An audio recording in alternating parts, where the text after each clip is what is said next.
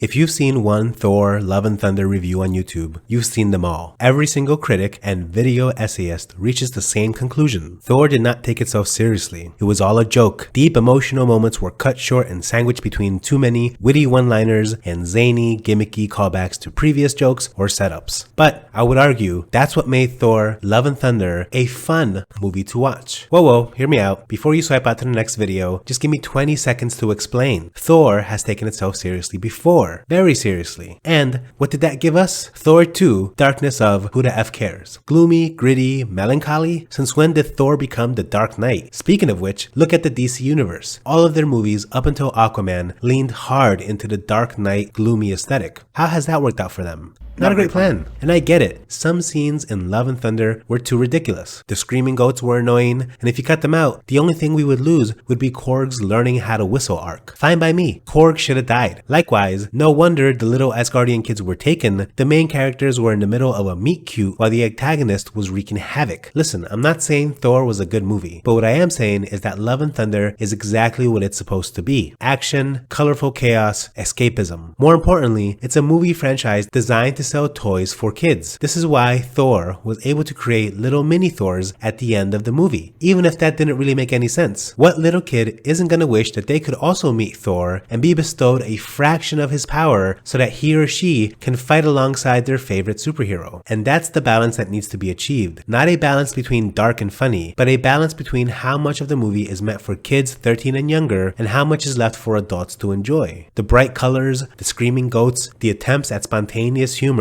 were not meant for you if you're 18, 20, 30 years old. The little bits of nostalgia, the black and white, almost silent battle that immediately evokes images of Sin City and a somewhat coherent plot, that's for us, the millennials and older Gen Zs. The truth is that this product, Thor Love and Thunder, is something close to 30 or 40% targeted to kids. Meaning, the producers know that at least 40% of their younger audience doesn't want another slow, boring, 3-hour story about a grown man who cries and drinks because his mom or his girlfriend died or left him. They want the bright colors and the kick-ass, straight out of a video game action scenes. And I would argue that the other 60% of the audience might actually want the same thing. How many video essayists have you heard complaining about movies taking themselves too seriously, making their heroes too crippled by their own insecurities, societal pressures, or lack of autonomy? How many times have movie reviewers complained about movie studios recycling old plot lines or nostalgia baiting, focusing too hard on the message and not creating new storylines or taking risks? We've already seen Thor carry sadness and shame. We've seen him doubt himself. We've seen him suffer a great loss. In Love and Thunder, we see Thor deal with unresolved baggage from his past, find a new purpose and a new way to define himself as a caregiver, and ultimately, we see him heal and reach some level of closure. If that doesn't satisfy you, then I have bad news for you, son. Maybe Thor has given you all that he can. Maybe you've outgrown this franchise. Marvel will always design a toy line and video games around their products, which means that the plot of any Marvel movie must have some appeal to little kids. If you're expecting a heavier movie, you're walking in with expectations that nobody ever promised to deliver. Thor is never gonna be